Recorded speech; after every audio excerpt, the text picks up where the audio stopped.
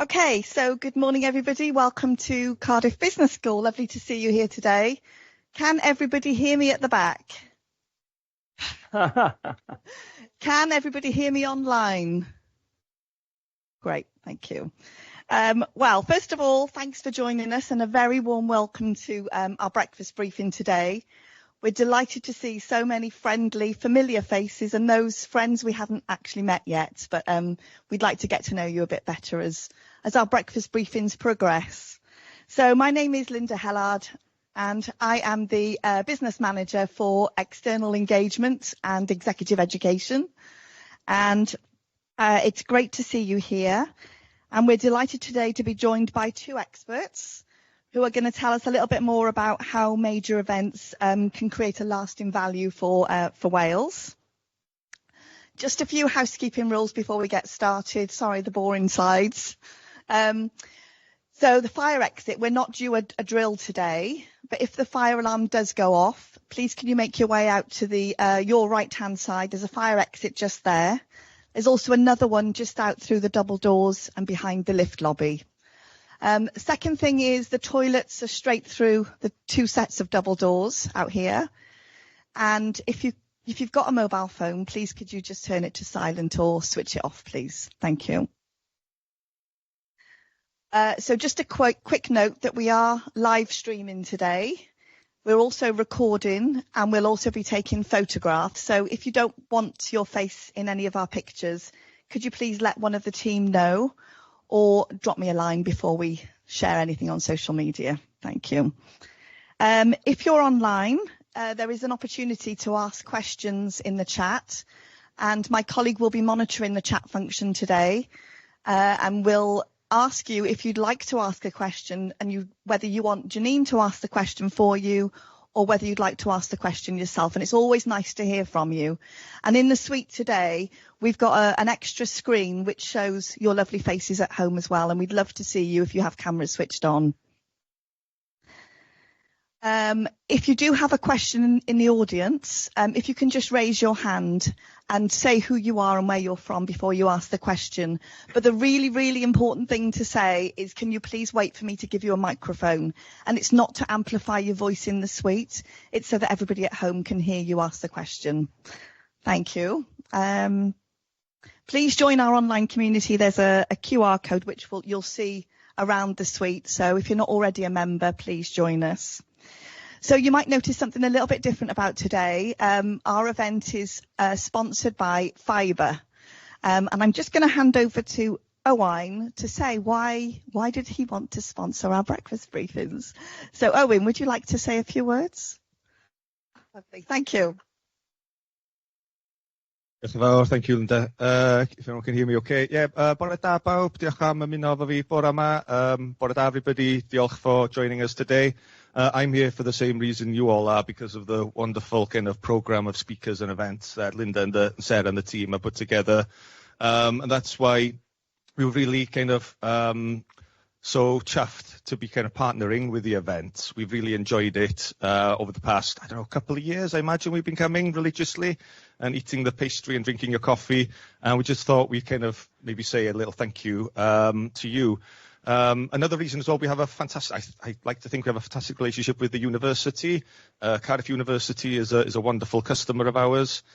We are TFW Fibre, and what we do is we're a commercial subsidiary, you could say, of Transport for Wales, and we reuse the fibre assets on the rail network, and we open it up for Welsh businesses to use. And any revenue and any profits that we generate go straight back into the public sector. So more funds for NHS, education, housing, arts and culture. So hopefully the more businesses that we are able to attract, and that's why we're doing this today, to try and kind of, we feel we've been a little bit of the best kept secret, and I think we're kind of ready now to let more people know about us and hopefully get more businesses to use us and hopefully put more money back into the Welsh economy. So thank you, Linda, Sarah and the team for allowing us to do this. Diolch yn fawr. Thank you, that's great. So I'm now going to hand over to Sarah Lethbridge to introduce our breakfast briefing this morning. I looked up yesterday, and actually our first breakfast briefing was back in April 2015, and we had David Smith, chief economist of the Sunday Times. So we've been doing these breakfast briefings for a very long time, and Sarah's been by our side all of that time.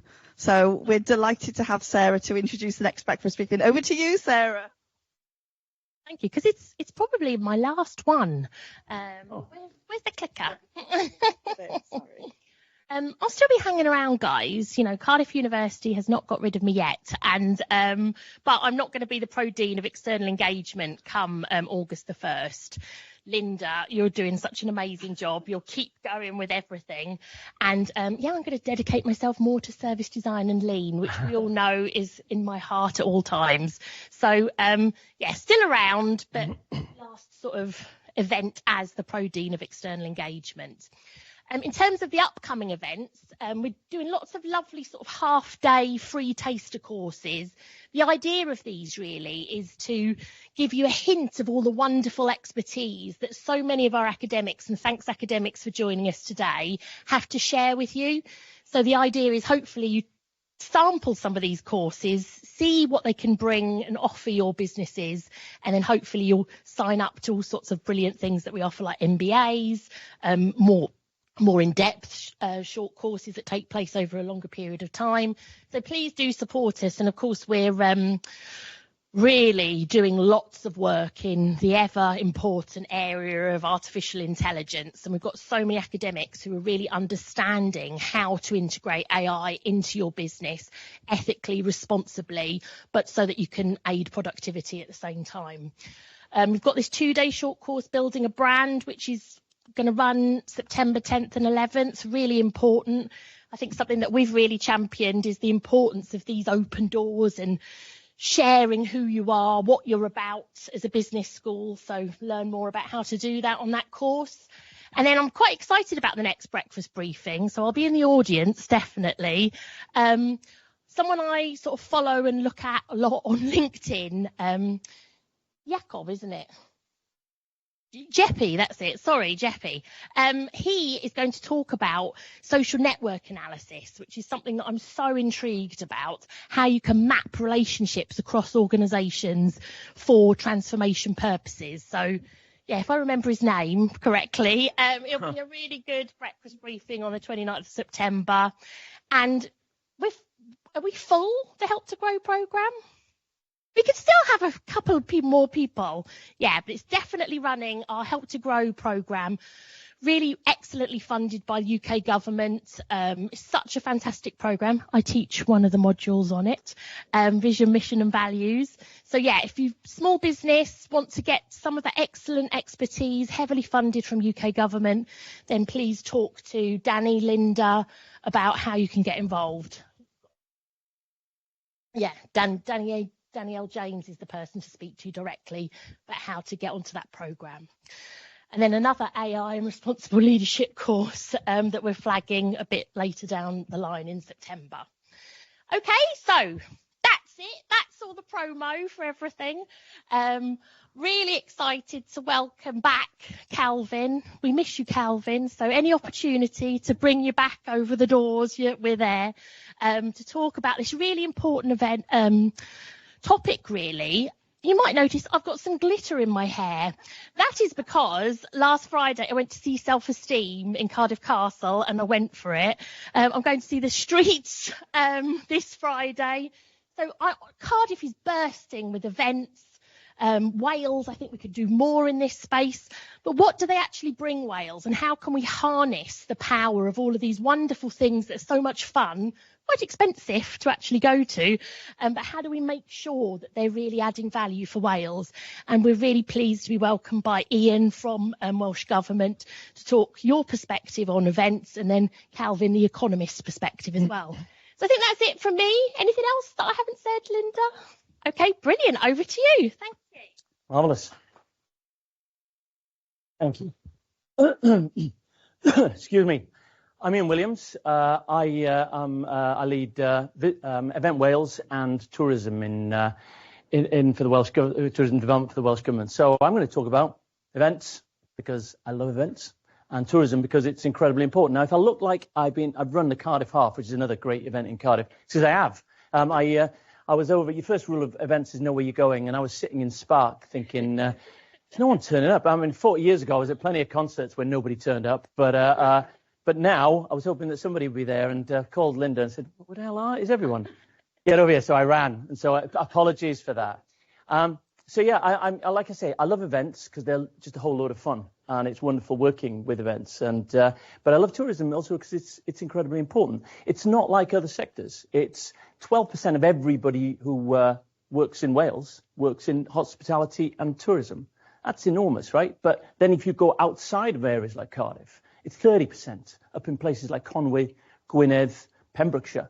And so it is incredibly important. So I will be talking about events, the event strategy, Event Wales, how we add to that strategy, and how that links, hopefully, how that links to tourism.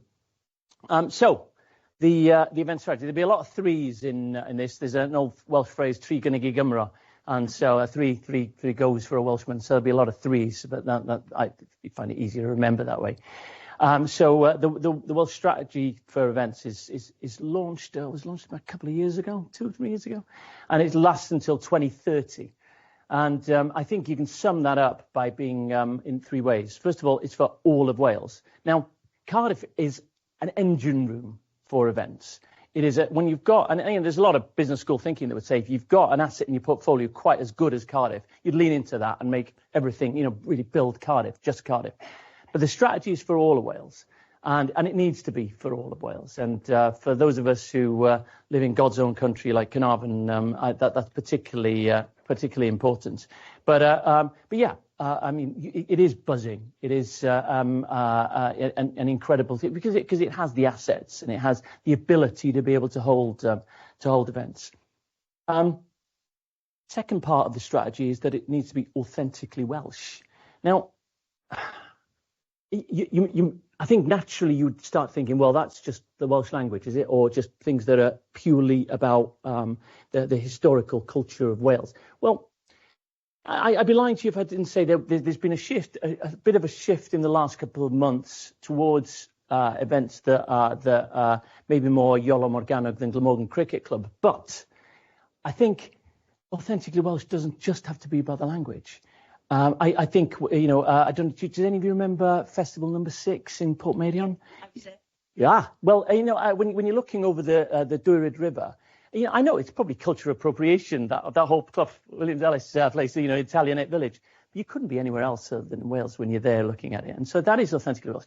And, I mean, even, I don't know, have any of you been to the Elvis Festival in Porthcawl? Yeah. Right, yeah. I'm clearly we're going to be working together. Well, I can't think of a rational intellectual reason why that, something celebrating a whole load of Elvis impersonators, a guy that died 50 years ago from Mississippi, is at all Welsh. But it kind of is. And maybe Welsh is, it when you see it. It's that absurd sort of crazy humour that maybe, I think there's some bananas and Welsh about it. So it needs to be sort of, for all Wales, authentically Welsh and aligned to our priorities, aligned to the thing, the USP that Wales has, the assets that we have, and the way the sector can service events. So we have a Events Wales advisory group that has some key people from across the country, across the sector, who help us keep us honest about that. So that's the event strategy. All of Wales, authentically Welsh, aligned to the sector. Then you get to what is Event Wales? Because we're the organisation trying to make all this happen, right? And quite often when people think about Event Wales, they think of major events. They just immediately go to the Ryder Cup 20 years ago. They go to Tour de France. They go to the Euros 28. And we're working at the moment on the Women's World Cup 2035. So that's kind of a fairly long time horizon. But you need a long time horizon to be working on great events, right? I mean, I have to say, mega events are fantastic. Well, we are so much more than that, and I'll go into that in a second. But Euro 28 is going to be a Cardiff event, really, but we need to work out ways, and I've got someone in the room here who's working out ways how that can spread across the whole country, and that the benefit of it can spread across the whole country. And the Tour de France, which is next year. The Euros is 28. And what is our national sport? I mean, we're spending so much money and effort on football, but it's, what is our national sport? Is it paddle? Is it football? Is it rugby? Is it Ellis James's Cymru connectedness? I don't know if you ever played that game. I mean, you're right, I'm saying. Well, if I was trying to think of something that Wales is better than anybody else's, it's being connected. And so we sell Wales across the world, don't we, as this small, clever, beautiful country. But, it's fabulously connected. I think events is part of the thing that can help us connect as well. And hopefully the Euros in 28 will do that. But Tour de France, when it starts in Welshpool and goes all the way down to Cardiff, is going to feel like a national event. Just please, if there is, please, do you remember the Ryder Cup? Does any of you remember it? I mean, we just really, it turned out fabulous, but it rained a lot. And so I'm just praying that day, when the helicopters are coming down over the fields, down and over the Rhondda and Caerphilly Mountain, that we just get a day like today. I had to say, last year I put out a new grant scheme for tourism called. Sorry, I'm following any down any merry path, but I think it's an interesting little anecdote. I put a scheme together called weatherproofing scheme. And Rebecca Evans, the minister, said, look, since you put this weather scheme, it's barely rained. And it's still going on. So maybe I should put another one of those this year and we don't get any rain. Somebody told me that, it's about 3 years ago, I don't know if you were there, Tara, they said Wales has got a tourism offer that is going to increase in its value due to climate change in many ways. And I kind of thought they were talking bullshit. I'll be honest with you. I said, really? Yeah. So no, people will not want to go to France and Spain quite as much. They still will, but not quite as much because they won't fancy 40-degree heat. I just thought, this can't be true. But do you know what? I think this year, we might have a bumper year, particularly for domestic tourism, because of that. I mean, that's nothing to do with events, but I think that's somewhere that it's going. So hopefully the Tour de France will do for cycling what Ryder Cup did for golf tourism, because we allowed the Ryder Cup 10 years ago, 20 years ago, to build our golf tourism story. We're going to do that with cycling as well. We've got a new scheme called Croeso I Feicwyr, which is going to build infrastructure around cycling, because Owen Davis, a friend of ours, did some work for us recently and found that Wales has superb assets in terms of cycling, but maybe we're not badging it and packaging it as well as we could be for tourists. So hopefully we'll be able to do that. And because a great event, a one-day event like Tour de France Grand Depart, without a legacy is just a party. You have to have some kind of legacy. You have to some kind of way of leveraging the value. Because we spend a lot of money. It costs a lot of money to get in. That one will be free, of course, to a lot of events. But we spend a lot of money as governments, your money. And so we need to be able to make the most of that and get the most out of it. So that's the major events. So Event Wales is major events, yes it is, but it's also development events. I mean, things like Green Man and Hay weren't always the massive, powerful beasts that they are now. They also needed help when they started. And we sometimes have to listen to our better angels, don't we? And not just be opportunistic and be strategic and develop grassroots events from the bottom and try and make them fabulous and interesting. I was talking to the tourism director of one of the cities that have I mean, you may have different views about the levy, positively or negative. I don't know what they are, but many British cities now have that. But the money from the levy goes to the business improvement districts or tourism improvement districts. They don't go to the local authority. So what they're finding is that it's very, very immediate. It's not strategic, the kind of way they're using the money. They're using the money to get immediate hit. Look, we all love it when Oasis come. We all love it, I guess, when Taylor Swift comes. But what we don't do is that sugar hit isn't necessarily what development of events is. And that certainly isn't our role. Our role is to try and bring those forward and bring those up. So that's the development side of it. So you've got major events, development events, and you've also got us as a system steward for the events sector. Now, what makes a great event isn't actually tech.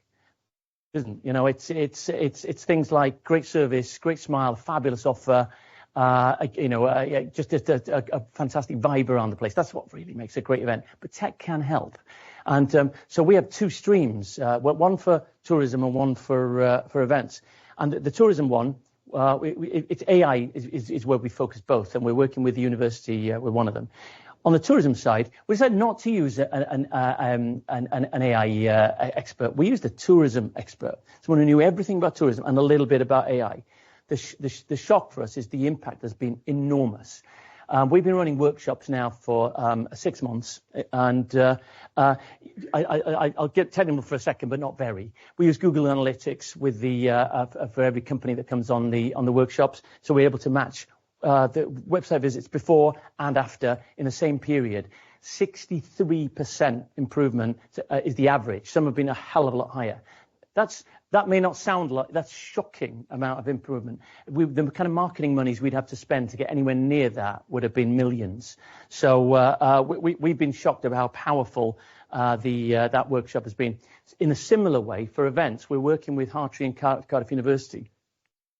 We've picked 8 events, and what we're going to do with them is work with them over the next 8 months on some specific nuanced AI products. Because, look, tourism is a sheep dip. It's the same course for everyone. I think this has to be slightly different for events. So we're going to work those nuanced events, and then next March we're going to do an AI pollination where we're going to share the learning, what's worked, what hasn't worked with every single event, whether we support them or not. I don't care if they're the Gwilfawr Dolgellau or the Felinheli Fair. We can all the products we'll be using are free or cheap, and we will work with them to tell them what's. Am I doing for time? Okay. What's that? 1 minute or 1 minute? Okay, right. I need to be really quick then. Sorry. Cut that. Looking at great events we could be having, I think that we need to be looking into something called screen tourism. We're working with Cardiff University again on screen tourism. We should be leaning into this. The shock is that you look at somewhere like Scotland and their tourism offer, 15% of all international visitors into Scotland from America came because of a show called Outlander. Don't even know if you've heard of Outlander. No, quite. I mean, but 15%, the impact on that is going to be massive. What are we doing in terms of events to lean into that? Well, my favourite show on this event on the slate at the moment is the Monty Python one in Colwyn Bay. I think that because Terry Jones comes from there. I think we can make a big difference. 80% of all Gen Z, I don't even know who Gen Z is, but apparently they use film and television to be making their tourism decisions. So I think we have to lean into screen tourism. Finally, the 3 bits of the tourism strategy is around seasonality, spend, and spread. Well, seasonality, I think we can't be investing in another event in Gwynedd in August. We don't need them there. We're full at that time. We need to be focusing on the shoulder months for events to bring people in at the time when we've got some space. Spend. Event people spend money. They don't come here, sleep in the car, maybe spend a tenner on fish and chips if you can get fish and chips for 10 quid anymore. They spend real money. And spread, well, it gets to all of Wales. And as you all remember, what are the 3 objectives of the strategy? It was authenticity Welsh, it was about alliance sector, and it was, that's right, there you get a better quality of person at Cardiff University. I'll stop there. I'd lots more to talk about, and I apologise for going every way, which way, but there you go. I'll answer questions, Patrick.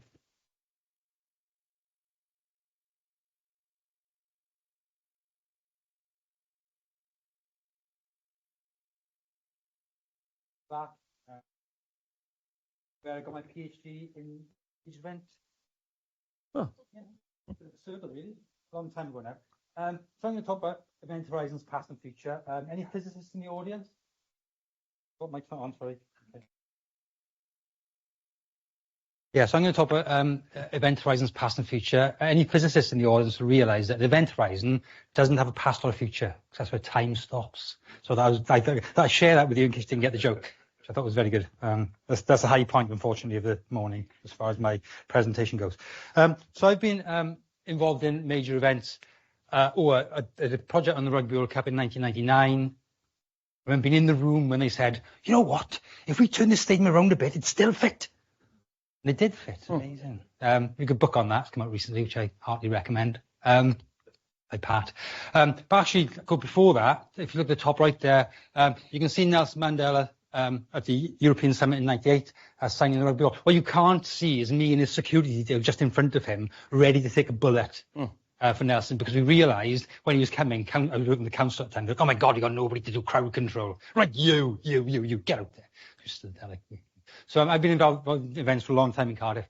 And, you know, I think at the birth of devolution, you wouldn't have looked forward and thought the thing that will define Wales in the next 25 years is its major sporting and cultural event programme. You would not have thought that at the dawn of devolution.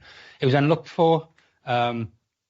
It was in many ways a happy accident. We had the stadium, the lottery fund, the Rugby World Cup. Then we had, you know, WGA who liked golf very much, and therefore we had the Ryder Cup eventually.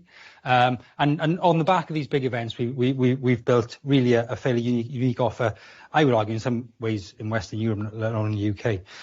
And some structural elements are right for the future. So some things we've got which will keep us in good stead for the next sort of 15 or 20 years. I want to point to a few issues, though, that we might have to worry about to make sure we do continue to perform. I'll focus on most of major events, but I'll talk a little bit about the smaller stuff as well at the end. So we've got a good programme of big events upcoming. The Tour de France will go past my old school next year, the bits I haven't burned down anyway. So I come back to Ian's point. So last Saturday, I went up from where I live in Pontypridd here, and I did this bit of the course. If I turned up at Wembley in my boots and tried to have a bit of a kick around in the centre circle, I'd probably shuffle it off quite quickly, wouldn't I? But I can do that in the same route that Pogacar will be on, winning by 6 minutes again next year. So cycling brings something which is different to Wales in the way it does to other parts of the world, and the landscape is on show in ways that we can't do in other events. We have the Euros in 2028 and then possibly the 2035 Women's World Cup. So a really good programme of stuff going on sports-wise. And then we've got, of course, with the stadium and the whole phenomenon of Swiftonomics, the way in which major concert tours, global concert tours now are concentrating in smaller and smaller numbers of venues. So you see Harry Styles doing 15 nights at Wembley, was it early this year? 12 apparently. I defer to my expert colleague in the audience, 12 nights. And this concentration obviously offers opportunities for places like Queen's Park Stadium to double down in success. Next year also we'll have the reopening hopefully of St David's Hall and the new stadium, the arena in the Bay, to really flesh out this kind of top to bottom cultural offer in Cardiff. And all this matters. There's some big numbers involved here. This is a project I did for WRU 6-7 years ago, where we looked at 20 years of the Principality Stadium. Again, if you look back, if you look forward from 1999 and said this facility will be worth 2.75 billion over the next 20 years to the Welsh economy, it will support 2,500 or more jobs every single year in Cardiff and beyond for 20 years. You would have, you'd been quite surprised, I think. So this is a really important part, not only narratively of the city offer, but actually in terms of bums on seats, jobs in hotels, restaurants, pubs, taxis, other cultural attractions that benefit when visitors come here for sports and cultural events and so on. 80 million visits. And most of that value added is not Welsh. These are people coming to Wales. So this is new money for Wales, which we wouldn't be getting if, for example, Bristol built the stadium, not us. So it's very important to realise that we've got a really important jewel in a crown with other jewels in it. I'll come back to that in a second. And if you did those numbers now, another 6 years later, with the programme of events we've had, that would be, again, significantly higher again. There'd be billions on top of that, 2.75 billion in the last 7 years, of course. But there are challenges. This is a really weird space. I've worked on this and it is not a simple case of have events, get bigger, everyone's happy, everyone benefits. In some ways, it's a zero-sum game. And you can see in the way that companies maneuver and use various levers and power asymmetries to grab benefit economic surplus for themselves. Just yesterday, FIFA announced, following a leak, that it was going to start to effectively privatise the World Cup and other FIFA events. It's going to invite private investment into the hosting of the next World Cup, the one after maybe. And who's going to run that investment? It'll be Donald Trump's son-in-law's brother. So there are huge ethical and interesting economic issues arising around the hosting of these big events going forward. Who gets the biggest part of the pie? And you can see that, I nearly swore then. Gee, I shouldn't do that. I'm very conflicted. So I went to see David Gray a couple of weeks ago in the Castle. And you know what? I effing hate Ticketmaster and the app and you will have this mutating bloody thing that goes on your phone and without the app, you can't get in. And my nephew's in a rock band, and he tours around venues where Ticketmaster takes, 20-30% of the gross, including the merch that the band sells. So there are lots of issues around how power asymmetries, oligopolies, monopolies in these places, and these sectors, in these activities can suck value out of regions, which I worry about, and I'll come back to in a second in this slide, in fact. One example of this, now we've had dynamic pricing in hotels for a long time. This is average hotel price in Cardiff. You can see the peaks are effectively event weekends or event nights, and the under peaks are where you had an event the year before that wasn't on this year, so it's a big dip compared to last year. Just a year-on-year example. So effectively, you can see if you look at Oasis at the end there, this doesn't got Taylor Swift things, just the wrong year. Oasis double the price of a hotel room in Cardiff. Double the price of a hotel room in Cardiff. Now, in terms of value added, gross value added, that's great. Because the hotel profits double, gross value added takes a big increase. So you might think, okay, that's fantastic, it's great for Wales, more money. But of course, in terms of that being a per person or per room charge, that hotel, when it doubles its revenue, doesn't buy a single extra sausage, doesn't offer necessarily a single extra hour to a cleaner to clean a room. The supply chains remain unchanged. And all that extra money goes to effectively the shareholders who own the hotel chain. Well, how many of us are Welsh? So you can see how the intermediation of platform apps, and this happens, of course, in Uber, when you get an Uber to the stadium. It happens when you get your Just Eat into your Airbnb, if you're in the city.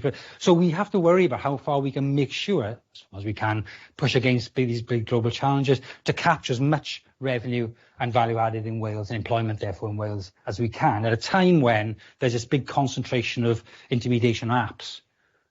Which is and I think homegrown AI is one way in which we can think about how we can capture that. The second big issue I think I would worry about going forward is next year the Principality Stadium will be as old as the Arms Park when we pulled it down. Think about that. Next year, Principality Stadium will be 30 years old, and the Arms Park was 30 years old, and we thought, this is a bit crap, isn't it? We better get a new one. Now, I'm not saying anybody from Principality in, because I think they've got a sponsorship deal which goes beyond 2027, haven't they? So, I don't really knocking the stadium down next year, but if you look at stadium, there's a really good report. It's so good, I've linked it actually. It's free as well on the economics of building a stadium. Gosh, it's expensive, right? We got this one incredibly cheap, £130 million. That's just dirt cheap, and Lang effectively went bust after that because it was such a loss leader for them. If you want to rebuild that, I think you're conservatively looking, in the city centre, which you'd really want to do, which makes it more complicated. Remember, we brought those stanchions up from Italy, up that river when we built that. This was a complicated thing to do. If you want to rebuild that in the city centre, you'd be looking, I think, at a minimum of £1 billion, right? So where do we find £1 billion to rebuild the stadium, even if it lasts another 10 years? So we've got to put aside 100 million a year. Is the government going to do that? Really? Is WRU going to do that? 100 million a year. That's the turnover. It's an entire turnover.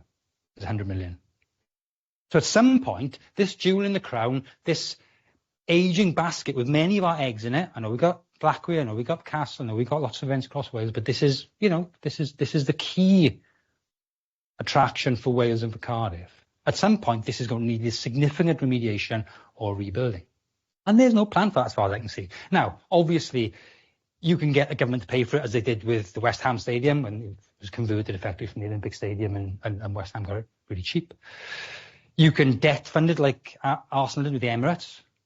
problem with debt funding it is, of course, all the money that currently comes into the stadium, into the WRU through events and goes out to Welsh Rugby would then go out to the debt financers. So you debt finance a new stadium, Welsh grassroots rugby collapses overnight, the regions collapse overnight. So we can't be complacent about the fact that we are an event region, an event city, because there's some really big decisions about how we think about our legacy that I don't think the WRU alone are going to be able to think about, let alone deal with, because they've got their own problems. Anyone from WRU in? So it's up to somebody, and I suspect government will have to have a role in this, to think about what we do to make sure that we have this set of unique attractions. And that will possibly require some public subsidy, which means we have to be really clear about what our money is buying us. I mean, this has come through, from some of Ian's chat earlier, and it's really difficult to know because there's lots of hyperbole here. Sam Fender. This Swiftonomics stuff where you think, inflation went up in Sweden because Taylor Swift toured then, or didn't. £2 billion of revenue associated with. The problem is these numbers are a bit flaky. I just pulled this. I don't want to particularly criticise this Navuna who did this work on the Oasis, but they suggest from their survey, a pre-event survey, that somebody who lived in Manchester and went to see Oasis in Manchester spent in Manchester on the day of the gig £145. I was like, what? I'm going to see Oasis, and on the way, I'm going to stop off in Marks and get a week shot, and then I'm going to go buy a couple of shirts from H&M. So, faced with this sort of hyperbole in some of the, and it's always happened, it's happened since I started doing work on this 30 years ago, we need to be really clear about what we're getting from these events. And we can't rely on event proponents, and quite often what happens is sponsors often step into the space, say, what a fantastically massive event, step out again, without really the methodology or the kind of nous to really dig down into what it means for the economy, for the region, for jobs and for people. Now we've got a chance to do that in Wales. Excuse me for the small slideshow and the boring end to the presentation, but this is a piece of work I did 20 years ago with colleagues in the business school. We looked at two different events, right? Brecon Jazz on the left, 2000, 25 years ago that. Rugby World Cup on the right, I guess 25 years ago. And, we worked out Brecon Jazz is worth about 600,000 to the regional economy. Rugby World Cup was worth about 50 million, right? You would think that they're completely different things, aren't they? They're just so completely different, that we can't, how can we possibly get these two things in our heads? Brecon Jazz, great, but, Rugby World Cup's huge. The point is that the method that we use to estimate those events is consistent between the two events. So it's consistent treatment of visitor spending, or organiser spending, other sponsors' impacts and so on. Between those two events, across cultural and sports events, large and small, and you can start to build a consistent, comparable way of evaluating the impact of sports events, about cultural events, I said Eisteddfodau, whatever it is, in ways which mean that you can start to spend your public money and direct your public support in a way which is driven by consistent and comparable understandings of the economic impact, in this case, of those events.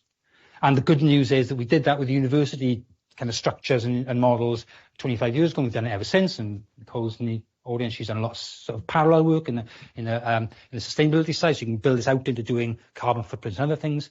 And the good news is that we now have in Welsh Government, after 25 years of people like me asking, official kind of published economic accounting and modelling structures potentially that can do this work with a bit of official kind of clout behind them, so we can start to have an in-house way of understanding, bespoke to Wales, really what these events are doing for us, to make sure that when we are spending money, the set of different objectives in mind, we can spend it well. And this is only economic. We also have to think about how we then make sure we can respond to needs for cultural events which drive big social impact, participation events like the Cardiff Half Marathon, for example, which is a very different sort of event, but very important. So we build a really nice matrix of kind of evaluation that means that we spend our money wisely, and we build an event program which is fit for the future. So, Jochen Bauer, thanks for listening, and thank you. Oh, brilliant. So interesting. Thank you. And it's just, I don't know, as I was there, I was just thinking about all the wonderful times I've had in our beautiful country. So, yeah, any questions from the audience? Thank you. Yeah, you've been to a few events too. Yeah. Oh, I am Mrs. Events. Hello, my name is Gwen O'David, and I'm here because I'm passionate about St David's Day. I noticed up there was nothing at all about St David's Day. I've been working voluntarily for the last 20 years and more, trying to develop St David's Day activities, and I've been very successful. I've co-created an anthem, county banners, new traditions, etc., etc. And last year I managed, after hassling for many, many years, I managed to get £1 million for the Welsh economy to develop St David's Day activities. One of the things that both of you spoke about was legacy, which I think is incorporated in St David's Day activities. And one of the things that you spoke about, Ian, was, you know, the shoulder month. Now, St David's Day is on the shoulder month and has a possibility of really bringing tourists into Wales at a time when, you know, that we wouldn't really have them. So that's the beginning of March. So I think also you talking about seasonality, spread and spend. That also is incorporated in St David's Day, which is throughout Wales. And I just want to know, a lot of these events have happened because of voluntary efforts, such as my own, but also lots of other people. So I'm interested to see, when are you going to realise that actually St David's Day should be leading the forefront? St David should be the ambassador for the 1 million Welsh speakers, but also as a way of getting the Welsh diaspora back to Wales. I was in St Patrick's in New York on St Patrick's Day, and that event is ginormous. Everybody is Irish for the day. Why can't we do the same here in Wales? Great point, Gunnar, and thank you for pushing, because I think this year is the first year we've really pushed at St David's Day being important, particularly important events in Wales, because it's always been something that we've tried abroad as a way of trying to make people see Wales who didn't know very much about Wales, and to almost use it as a hook to grab them in. But I think this year, and clearly because of your passionate efforts, but we had a series of events right across Wales. And my understanding is that the Plaid Cymru government want to do the same thing this in 2027 as well. So maybe something has started, and maybe small acorns, big oaks. But I think this was the first year where we've had a concerted effort across Wales with a call to action across Wales, where people were able to bid to do events. So it's a start. Maybe it isn't perfect, but it was a start. But we don't want to dye any rivers red, please. No. It always causes me pain when they do that in America on St Patrick's. We shouldn't be dyeing any rivers red. I mean, so we were thinking. We talked earlier on about golf and that being a sport, an event we want to get involved. We talked about cycling. Well, open water swimming is because things cost an awful lot of money, and sometimes we have natural assets. Open water swimming is so we don't want them dyeing in red. No, good. Pleased that's been affirmed today. Question online. Hi, we've got a question from Emma Hill. She's going to unmute, I think, and ask it herself. She's from the British Bird of Prey Centre. Thank you. Emma. Thanks. Hi, guys. So I'm based over in Carmarthen. So one of the things I was really keen to understand was you talk about one of the 3 themes being spread across the rest of Wales. My impartial business brain just goes, events in Wales, in Cardiff, no-brainer, absolutely the best thing to do. I personally think the same thing, but just to give you a little bit of insight, this weekend there was the air show at Swansea. My turnover halved this weekend compared to last weekend.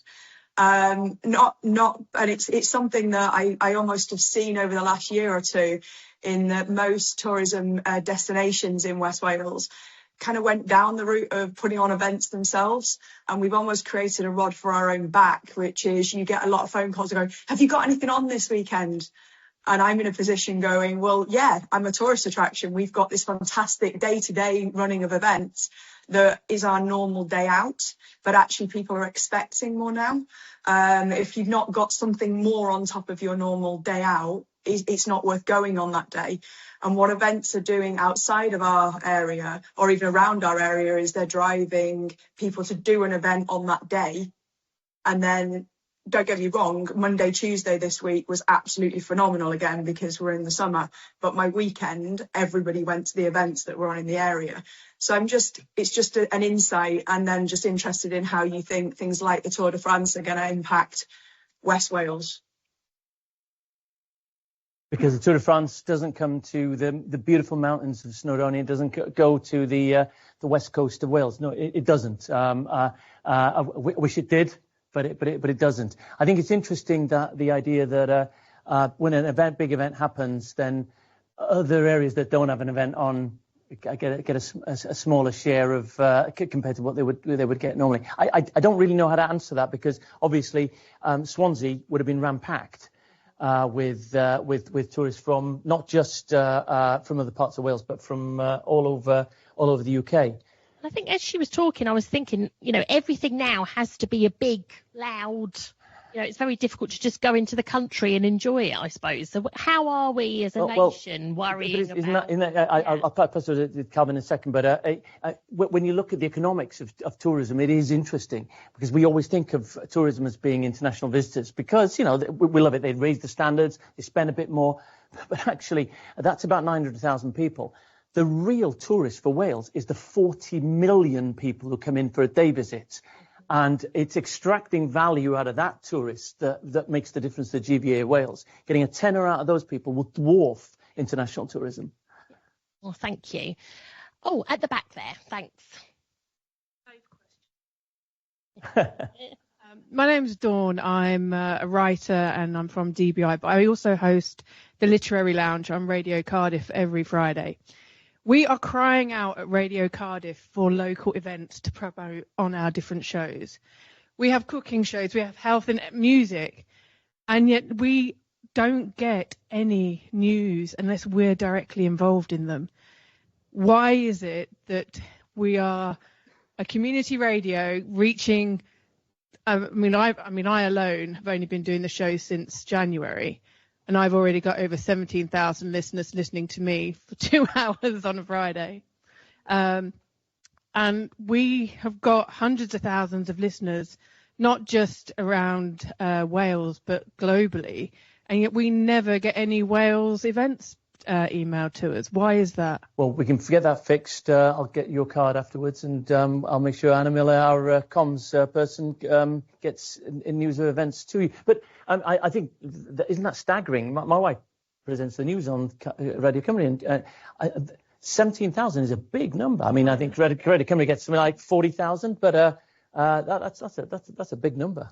Come on, we need to challenge Calvin. So I'm looking. Sorry, That's fine. I'm happy. Good economics questions for Calvin, but we've got a question online. Thank you. Hi, this is from Tim Lewis. He sent it all the way from the banks of the River Rhine.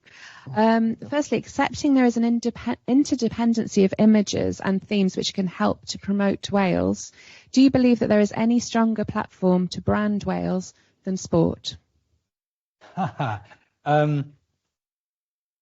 God, yes, I do. And the problem we've got is, I think if you're going to build a brand, you have to build a brand. And I'm not a brand expert. I'm an economist. You have to build a brand on something you own or control, right? So we have to be really careful or how far we build our brand on things we don't own. A great example of this is when the Olympics came here and we had to cover up the Brains Bridge, right? Because Brains wasn't sponsoring the Olympics. So there are red lines and there are soft lines that we need to not cross to make sure we don't invest too much. So, for example, I'm very nervous about FIFA events. I'm very nervous about the Olympics because ethically, those are on a runaway cart in the wrong direction. And I think that I've talked to you about this offline as well as mentioned it today. We need to organically build a set of events and bring people to Wales in the same, like the Cardiff Half, for example, right, is now on the international half circuit. It will bring thousands of people to Wales. Ironman events, these are things which are sports events but are within our control in terms of how they are managed, how they are sold, how they are avoid any ethical or environmental implications we might be worried about. So I think, yes, sport, but we have to be really clear it's not other people's sport solely, that we engage with other people to do what we want to do for our region and don't blindly sign up to everything just because it's big and shiny. Big and shiny costs as well. It does indeed. Hi, I'm Robert Lloyd Griffiths.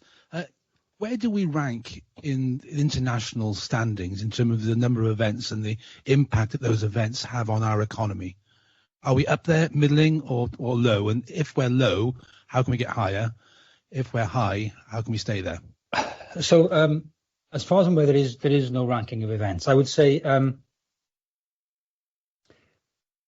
it's interesting that the event world is changing. So if you look at the three big upcoming events, if we include the Women's World Cup, none of those are Welsh events. So they are joint events with other home nations. So the Tour de France is going 3 countries. I think the Euros is going to 4 countries. Northern Ireland doesn't get it. No, unfortunately. All right. Yeah. So there is this kind of acceptance that events are so expensive that you might, you, for example, might be top of the pile by being Saudi Arabia or the UAE, right? Do you want to be top of that pile? Because the return on that investment, you can see the esports just moved from Saudi Arabia, I think, or UAE into Paris very recently. That's a vulnerable business model, because it's not a business model. It's some sort of expenditure on growing a brand, which doesn't really deliver anything long term. So I think we would want to be somewhere where we are, inverted commas, punching above our weight, which I don't really like. Best example is come back to the stadium. The stadium in Cardiff it's the de facto big venue for the southwest of the UK, right? It is de facto. There is nowhere, as far as Birmingham and beyond, that you would go apart from the stadium to host 50,000 plus people to see a big cultural event, or in some ways a big sporting event, outside of the football stadium. So I think we can look at particular individual facilities and ask if they are doing the job that they want to do. We can look at sectors, cultural sector, for example. We would think, do we really care how many people come to the International Ice Edward from outside? Not really. I mean, it's nice to have, but it's not 10,000 jobs and all this GVA. It's a different reason for having that event. So I think it's about having a matrix of events and seeking to kind of optimize our event investments across a range of outcomes, cultural, social, economic, avoiding environmental and climate damage where we can, to ensure we get the best for us, rather than expecting us to be able to put this in one kind of hierarchy, if that makes sense. Hi, Steve Dimmick, Independent Non-Exec Director. Just the idea of owning events, I think it's really exciting. And to look at the images on the slides, it's 5-to-1 sport to culture, I would suggest. I think one outlier more recently was Nye at the WMC. I think it ran for 15 nights, kind of like Harry Styles. And what was interesting about the stats from that for me is that 75% of the people that booked had never been to the WMC before. Oh. So 3/4 of that audience were seeing Welsh theatre in a Welsh venue for the first time. Next year we'll have Owain and Henry. It's running for 24 nights. So big hopes for that, created by the newly formed Welsh National Theatre. So I think it's doable, but there's a distance to run, yeah? Cats was on the West End for over 20 years. So 28 days versus 20 years, we've got a distance to run. I'd be interested in, that concept of how can we create stuff that is so synonymous with us. The performance, the thing that you're going to is the thing, and that you build that trust that go in there, it's going to be amazing. That's just a comment and a question. I think the night was just beautifully Welsh, and if you think what Michael Sheen did in Port Talbot as well, he created a community atmosphere at that event. Now that didn't maybe drag in millions of tourists. I sort of don't care. It created something for us as well as for tourists, and that has to be part of Event Wales as well, doesn't it? that we create a sense of Welshness for ourselves. It doesn't always have to be for the other.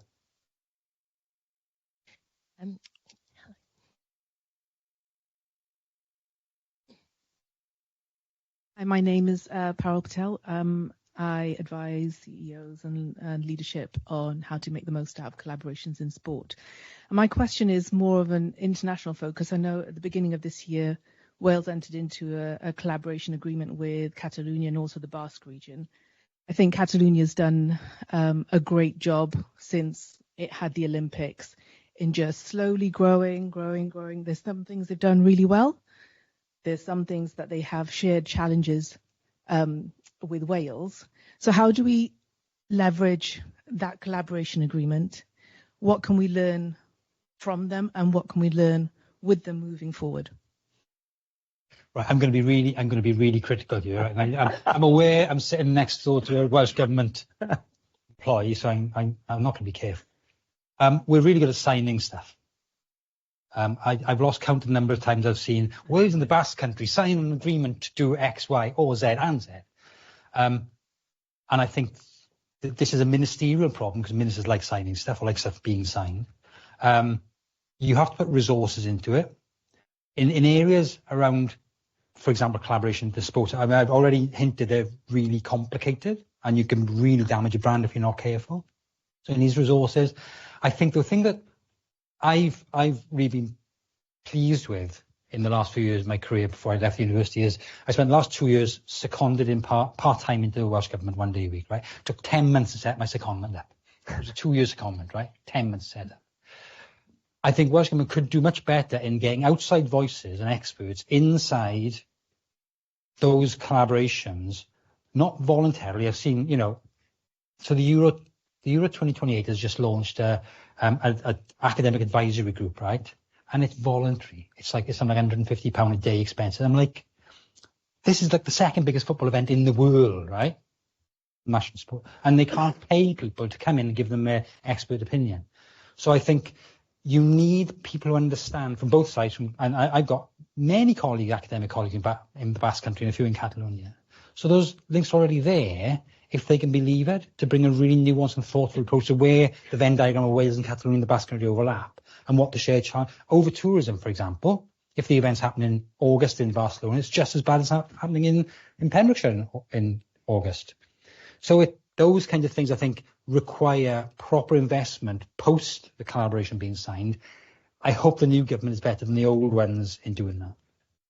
And last question from our very own James. I was just wondering, what sort of impact has the takeover of Wrexham had on North Wales?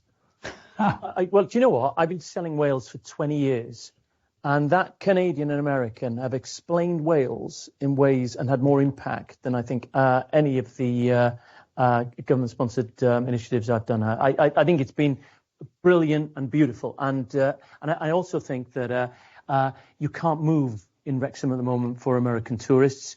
Our role is to drag them out of Wrexham, and instead of going back to Chester, they come along to God's own country in Gwynedd.